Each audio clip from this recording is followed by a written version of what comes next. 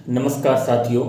Video की श्रृंखला में पुनः आज हम एक पूरी यूनिट, इम्पोर्टेंट यूनिट बायो की, जो हमें ज़्यादा नंबर मतलब अधिकतम मार्क्स दिला सकती है, ऐसी यूनिट का मैंने एक चयन किया है और वास्तव में इम्पोर्टेंट है। और वो ऐसी यूनिट है जिसको हम स्किप कर जाते हैं, कई बार पढ़ते भी नहीं हैं। और कोचिंग में जहाँ भी आपने की कोचिंग करते हैं अपने, जहाँ से आपने क्लास वगैरह ले रखी है, वहाँ भी इसको थोड़ा अच्छे से नहीं पढ़ाया जाता। तो ऐसी यूनिट, आप इस यूनिट से लगभग मानकर चलो 6 से 7 प्रश्न जो मैं आपको टॉपिक बताऊंगा इससे आने की संभावना है। पीछे के पेपरों में आ चुके हैं 6 प्रश्न, आप मानकर चले 5 से 6 प्रश्न। इंपॉर्टेंट यूनिट है और उस यूनिट का नाम है प्लांट टेक्सोनोमी। इंपॉर्टेंट यूनिट है प्लांट टेक्सोनोमी। अब सबसे पहले अपने ये समझेंगे प्लांट टेक्सोनोमी में कौन कौन सा पार्ट जो है आता है। देखो, टेक्सोनोमी में दो ब्रांच है, प्लांट टेक्सोनोमी और एनिमल टेक्सोनोमी। एनिमल टेक्सोनोमी का अपने अलग से देखेंगे, यहाँ प्लांट टेक्सोनोमी की बात कर रहे हैं। प्लांट टेक्सोनोमी में आपको बता दूं, प्लांट टेक्सोनोमी में सबसे पहले तो क्लासिफिकेशन, पूरा क्लासिफिकेशन प्लांट का पूछा जाता है। लेकिन अपने 5 जगत प्रणाली, 5 किंगडम सिस्टम विटेकर का है, वो ही सिलेबस में दे रखा है, तो उसको आपको अच्छे से तैयार करना है। इसके अलावा टेक्सोनोमी की शुरुआत अपने को ज़्यादा डीपली नहीं जाना है, ओनली एनसीईआरटी में जो टेक्सोनोमी दे रखी है वो ही करनी है। टेक्सोनोमी मतलब जो वर्गीकरण है वो ही करना है। उसके बाद जो पार्ट है वो है बीएससी का भी है और 12th का भी है। उसमें अपने इंपॉर्टेंट बात देखो, मैं बता दूं टेक्सोनोमी में क्या क्या अपने लिए इंपॉर्टेंट है, क्या क्या आता है। आप सबने उन टॉपिक को देखें जो वास्तव में प्लांट टेक्सोनोमी के हैं क्या।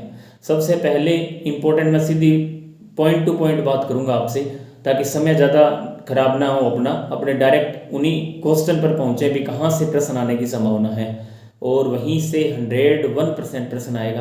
आपने अभी तक नहीं पढ़ा है तो आप इस हिसाब से अपनी तैयारी स्टार्ट कर सकते हैं। मैं इससे पहले प्लांट फिजियोलॉजी का वीडियो बना चुका हूँ, उसमें आपको प्लांट फिजियोलॉजी उसी तरीके से तैयार करनी है। इसी तरह आज प्लांट टेक्सोनोमी में आपको अपने जो पॉइंट पर आए तो सबसे पहले इसका जो पॉइंट है वो है कवक, उसके बाद सेवाल, ये क्रम है, कवक, सेवाल, उसके बाद ब्रायोफाइट, फिर टेरिडोफाइट और फिर जिम्नोस्पर्म। ये 5 इंपॉर्टेंट टॉपिक हैं, ये आपको करने हैं। उससे पहले थैलोफाइटा की यदि बात की जाए, देखो क्लासिफिकेशन आपको पता है, थैलोफाइटा, ब्रायोफाइटा, टेरिडोफाइटा, जिम्नोस्पर्म और एंजियोस्पर्म चलता है। तो यदि थैलोफाइटा को अपने देखें तो थैलोफाइटा में जीवाणु है, विषाणु है, कवक है, सेवाल है, ये सभी थैलोफाइटा में आते हैं। उसके बाद ब्रायोफाइटा है, फिर टेरिडोफाइटा है और फिर जिम्नोस्पर्म है। तो हम पूरी कंप्लीट टेक्सोनोमी की बात करें तो सबसे पहले मैं कवक टॉपिक वाइज करूंगा, आपको सभी बताएंगे। कवक इंपॉर्टेंट है, कवक जिसको फंजाई बोलते हैं। यहाँ से एक प्रश्न आ जाता है, यदि क्रम वाइज देखें तो मैंने आपको 6 से 7 प्रश्न बताए हैं, तो एक प्रश्न यहाँ से संभावित है।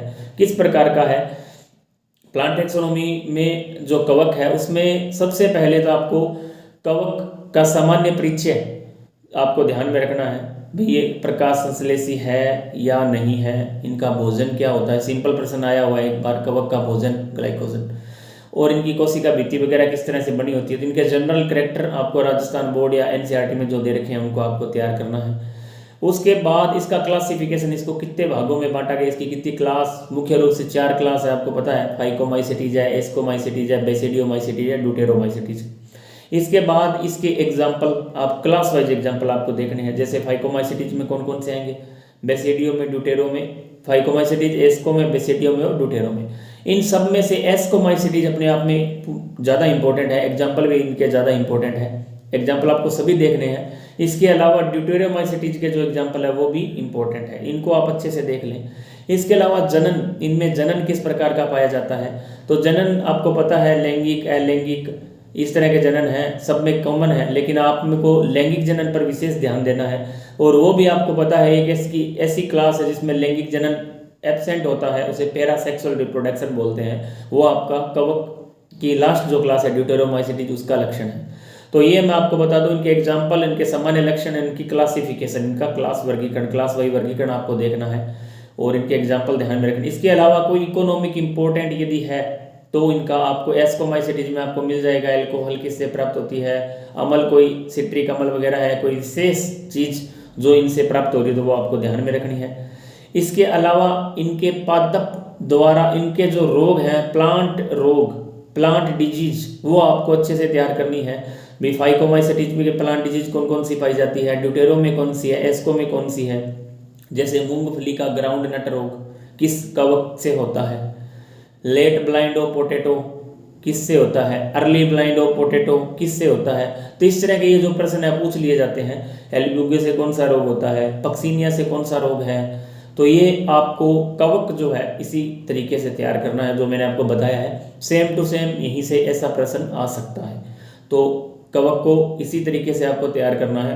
कारण प्रश्न यहाँ से कई बार डीप भी पूछ लिया जाता है, तो आपको अच्छे से तैयार करना है। कारण ये बीएससी में दिया हुआ है और बीएससी की मेनली यूनिट वहीं लिखा हुआ है, ब्रायोफाइट टेरिडोफाइट जिम्नोस्पर्म के सामान्य लक्षण, इनमें जनन और इनके इकोनॉमिक इम्पोर्टेंट, इस टाइप का एक सिलेबस में आपके ऐड कर रखा है। तो आपको कवक इसी रेशो से आपको तैयार करना है। इसके बाद नेक्स्ट में मैं आपको बताऊं आगे का जो है वो है सेवाल।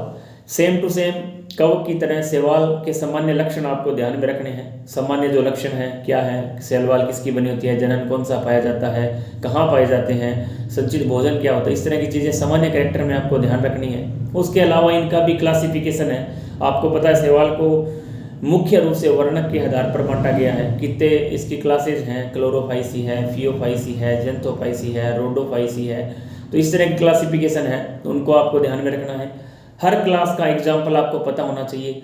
जैसे क्लोरोफाइसी के कौन कौन से सदस्य हैं, फियोफाइसी में कौन कौन से आते हैं, जेंथोफाइसी में कौन कौन से आते हैं, रोडोफाइसी में। क्लोरोफाइसी, फियोफाइसी, रोडोफाइसी ये तीन तो आपको ध्यान रखने हैं, इंपॉर्टेंट है। बाकी यदि नहीं रह रहा है, क्लोरोफाइसी, फियोफाइसी और रोडोफाइसी ये तीन आपको ध्यान में रखने हैं।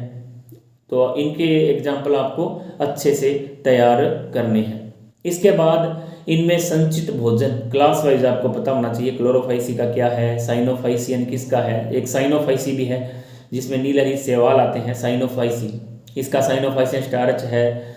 और लाल सेवाल का कौन सा है, फ्लोरिडियन स्टार्च है। इस तरह पूछ लेता है प्रश्न, तो आपको ये ध्यान रखने हैं। इसके अलावा इनके इकोनॉमिक इम्पोर्टेंट, बहुत ही इम्पोर्टेंट पार्ट है, सबसे ज़्यादा इम्पोर्टेंट है इनके इकोनॉमिक इम्पोर्टेंट। हर सेवाल के, हर क्लास में कोई सेवाल है।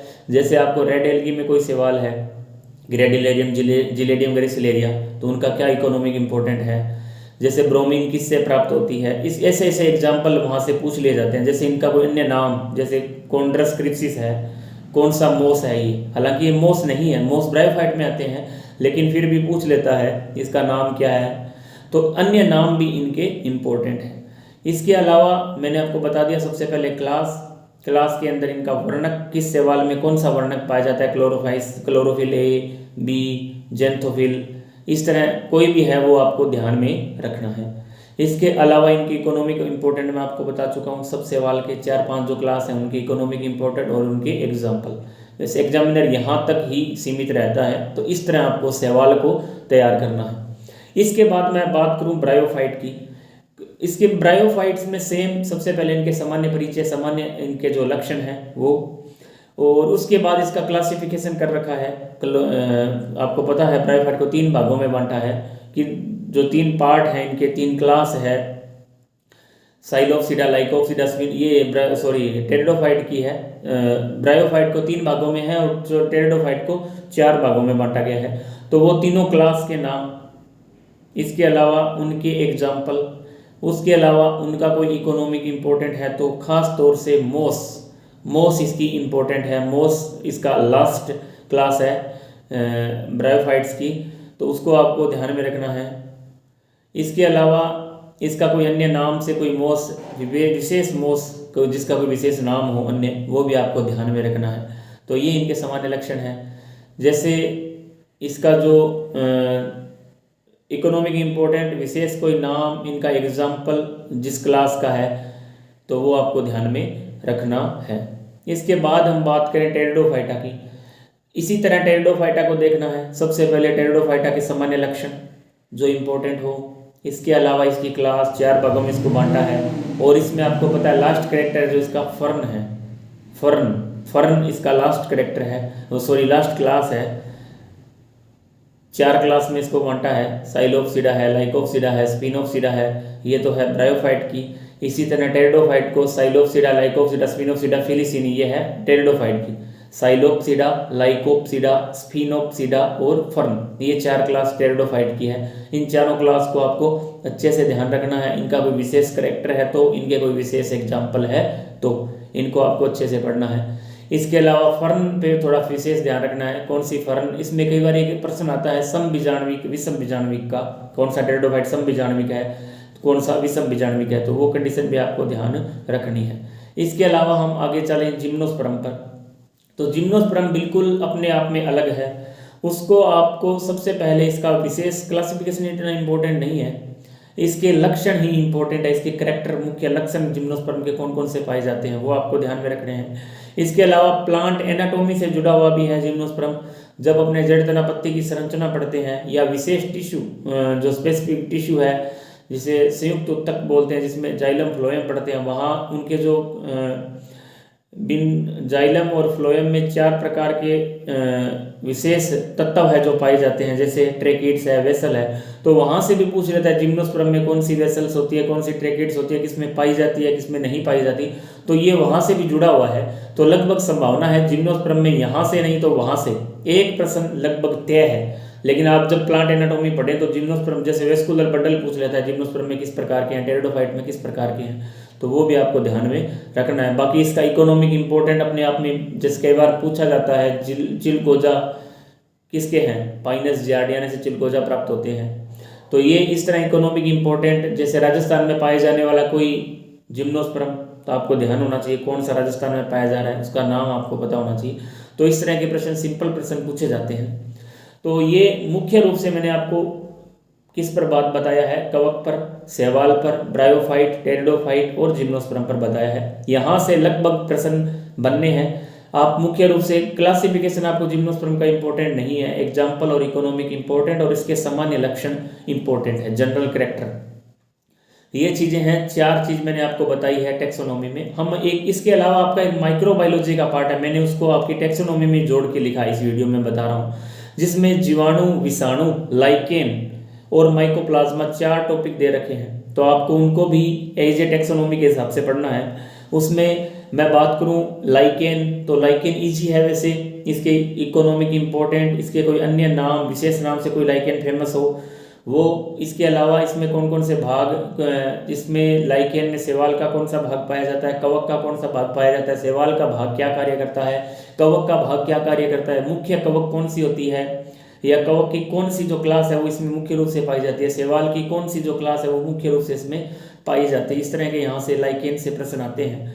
इसके अलावा लाइकेन प्रदूषण में भी आपको पता है SO2 के प्रति संवेदनशील होते हैं, ये प्रश्न भी एक बार पूछा हुआ है। सिंपल प्रश्न यहाँ से पूछा जाता है, लेकिन संभावना है एक प्रश्न लाइकेन भी दे सकता है। देखो लाइकेन माइकोप्लाज्मा से संभावित एक प्रश्न 100% आएगा, आप आज भी नोट कर लेना, लाइकेन और माइकोप्लाज्मा दोनों में से एक प्रश्न पक्का आएगा। तो मैं माइकोप्लाज्मा की बात करूं तो माइकोप्लाज्मा के सामान्य लक्षण, DNA, RNA किस तरह के पाए जाते हैं, अन्य कोई संरचना इसमें कोई पाई जाती है कि नहीं पाई जाती, या कोई पादप रोग जो केवल माइकोप्लाज्मा द्वारा हो रहा हो, तो ये आपको इम्पोर्टेंट इस चीज़ें हैं जो आपको ध्यान रखनी है। माइकोप्लाज्मा में जनन किसके द्वारा होता है, तो ये चीज़ें माइकोप्लाज्मा में भी आपको ध्यान में रखनी है। इसी तरह जीवाणु और विषाणु की मैं बात करूँ तो वहाँ लगभग जीवाणु से प्रश्न आना संभाविक है। जो इसकी विधियां हैं, जनन की विधियां हैं, आपको पता होगा 3 विशेष प्रकार की विधियां जो अपने DNA RNA में भी पढ़ते हैं, वो आपको ध्यान में रखनी है, जनन। इसके अलावा इसमें आपको इकोनॉमिक इंपॉर्टेंट जो औषधियाँ वगैरह है, कोई दवाई है जो इससे प्राप्त हो रही है, इकोनॉमिक इंपॉर्टेंट जीवाणु के बहुत ही जरूरी हैं। या कोई जीवाणु नाइट्रोजन स्थिरीकरण वगैरह में भी इम्पोर्टेंट है। इस तरह के कोई भी इकोनॉमिक इंपॉर्टेंट से संबंधित यदि कोई जीवाणु या बायोटेक में कोई जीवाणु काम में आ रहा है तो वहाँ तक के प्रश्न यहाँ से पूछे जाते हैं। तो अपने वहाँ कई बार डिफाइन नहीं कर पाते हैं ये प्रश्न बायोटेक का है या जीवाणु का, तो वहाँ वो प्रश्न लगभग पूछा जाता है जो इकोनॉमिक इंपॉर्टेंट से जुड़ा हो, तो आप उसको अच्छे से तैयार करें। तो ये आज मैंने आपको टेक्सोनॉमी पे बताया। इसी तरह आप सेम प्रश्न वहाँ पाएंगे, सेम जो मैंने आपको बताया लगभग इसी तरह से आपको प्रश्न तैयार करने हैं। मैंने वीडियो इसीलिए बनाया है ताकि आपको आसानी हो जाए, जब भी आप पढ़ें तो आप ये वीडियो देख लें भाई आपको ब्रायोफाइट, टेरिडोफाइट, जिम्नोस्पर्म में क्या पढ़ना है। सेम टू सेम इसी पैटर्न पर ये जो वीडियो है मैंने पीछे के पेपर देखते हुए मैंने भी तैयारी की, उसी हिसाब से सेम बनाने का प्रयास किया है ताकि आपको ज़्यादा परेशानी ना हो। और मैं समझता हूँ कि जब आप सेकंड ग्रेड जैसे बड़े सब्जेक्ट की तैयारी कर रहे होते हैं तो आपको मार्गदर्शन की आवश्यकता होती है, ऐसा मैं मानता हूँ, ज़रूरी भी है। क्योंकि इतना बड़ा सिलेबस है, लेकिन इसका एक बेनिफिट भी है कि सिलेबस बड़ा है लेकिन मेरिट बहुत कम रहती है, मेरिट बहुत छोटी रहती है। इसका मेन कारण यही है, सिलेबस का बड़ा होना। स्टूडेंट सिलेबस को कवर नहीं कर पाते हैं। आपको सिर्फ सिलेबस पूरा कवर नहीं करना है, नहीं करना है, नहीं करना है। काफ़ी बार मैं आपको बता चुका हूँ, सिलेबस में आप टॉपिक छांटिए, वो टॉपिक जो आप पढ़ चुके हैं उनका आप बार बार रिवीजन करें, नए टॉपिक अब ना पढ़ें। समय बहुत कम है, जो चीज़ें आपने पढ़ रखी हैं उनको समेट लें, वो ज़्यादा फायदे में रहेगा। आप जब, क्योंकि एग्जाम के नज़दीक जाते समय आप कुछ टॉपिक हैं जो ये जो यूनिट मैं बता रहा हूँ, आज वाली यूनिट है, इसके शॉर्ट नोट्स आप अवश्य बना लें ताकि आपको एग्जाम्पल लास्ट में याद रह जाए। वैसे वहाँ ऑप्शन होते हैं, ऐसी कोई समस्या नहीं रहेगी कि आपको याद नहीं रहे। अब वो अलग समय है, इस टाइम अपने कई बार भूल भी जाते हैं, समस्या आती है, मैं मानता हूँ। प्रेशर भी होता है भी हाँ हमें जॉब लगना है, तो इस चीज़ें, ऐसी चीज़ें होती है, सबके साथ होती है। तो आप ऐसा बिल्कुल ना सोचें कि सर मेरे साथ ही हो रही है, सबके साथ ऐसा होता है। प्रेशर 101% रहता है। सिलेबस बड़ा है तो आप सिलेबस को कम करने का प्रयास करें, समेटने का, कम में समेटने का प्रयास करें ताकि कम समय में हमारा रिवीजन हो सके। अब आप नई चीज़ें बिल्कुल भी ना पढ़ें। जो मैंने आज वीडियो बताया है उसी आपने जो पढ़ रखा है वो एक साइड रखें। आज मैंने वीडियो बताया, इस यूनिट का आप दोबारा रिवीजन करें तो आपको वास्तव में पता चलेगा कि हमें क्या पढ़ना था और हमने क्या पढ़ा है। बस यदि आपको इतना समझ में आ गया हमें क्या पढ़ना है तो सिलेबस आराम से कवर हो जाएगा। हम कई बार बिना मार्गदर्शन के या बिना किसी, हमें नहीं पता क्या पढ़ना है, किसी को नहीं पता, किसी को भी नहीं पता होता। जब शुरू में कोई तैयारी स्टार्ट करता है तो सभी एक जैसे होते हैं, आप भी उन्हीं में से हैं। तो आप, अब मैं आपको टैक्सोनॉमी का जो वीडियो बताया, आप वास्तव में आपको पता चलेगा भी टैक्सोनॉमी में क्या पढ़ना था और क्या पढ़ना है। और आप मानकर चलें 5-6 प्रश्न 101% आएंगे, ये कन्फर्म है। तो आप आज से ही अच्छे से तैयार कर लें, इनके ऑब्जेक्टिव निकालें, पीछे के पेपर देखें भी कहाँ तक अगला एग्जामिनर पूछ रहा है। बाकी मैंने जो टेस्ट में दिए हैं इंपॉर्टेंट ही दिए हैं। बाकी समय समय पर, आने वाले समय में मैं जल्द ग्रुप में भी इनके जो अच्छे प्रश्न है वो डाल दूंगा 20 तारीख के बाद। मैंने आपको बोल रखा है पहले से टॉपिक वाइज। तो आप जब तक अच्छे से तैयारी करें और फिर भी समस्या आ रही है तो आप पूछ सकते हैं, जब भी मुझे समय होगा मैं आपको अवश्य बताने का प्रयास करूंगा। स्कूल भी होता है तो टाइमिंग जैसे मिलेगा मैं आपको बताऊंगा। तो वैसे पूछने की आपको ज़रूरत नहीं है, मैं टॉपिक वाइज वीडियो इसीलिए डाल रहा हूँ ताकि आपको हर टॉपिक का पता चल जाए, इस टॉपिक को इस तरह पढ़ना है। बाकी आप अच्छी तैयारी करें, मेरिट की टेंशन ना लें, मेरिट बहुत कम रहने वाली है। और मैं आपको कन्फर्म बता दूं कि अब की बार की जो मेरिट है वो अपने आप में आपको आश्चर्यचकित करने वाली होगी, एकदम आश्चर्यचकित करने वाली। लेकिन आप डटे रहें, यदि आप डटे रहेंगे तो सिलेक्शन होगा, 101% होगा। लेकिन यदि आप मैदान छोड़ जाएंगे तो देखो सिलेक्शन नहीं होगा। आप अच्छी जगह, अच्छी तरह तैयारी जारी रखें। जिस तरह आप पढ़ रहे हैं, जो भी बुक आप पढ़ रहे हैं उन्हीं को बार बार पढ़ें। अब नई चीज़ ना पढ़ें, नया कुछ करना है तो ओनली ऑब्जेक्टिव आप पिछले पेपरों को देखते हुए निकाल सकते हैं। जय हिंद, जय भारत। और एक बात, आप यदि इस channel Ranveer toppers, Ranveer sir के नाम से, टॉपर्स रणवीर सर सूरतगढ़ के नाम से मेरा टेलीग्राम चैनल है, उसको आप फॉलो करें ताकि आपको समय समय पर उस पर मार्गदर्शन मिल सके। जय हिंद, जय भारत।